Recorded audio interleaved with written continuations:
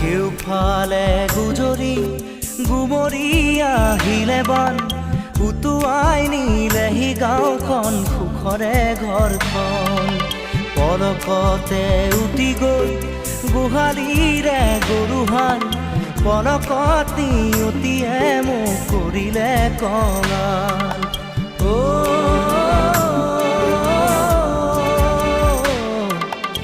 উটুৱাই নিলেহি গাঁওখন সুখৰে ঘৰখন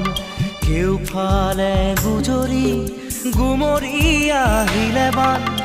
উটুৱাই নিলেহি গাঁওখন সুখৰে ঘৰখন পলকতে উটি গৈ গোহালিৰে গৰুহাল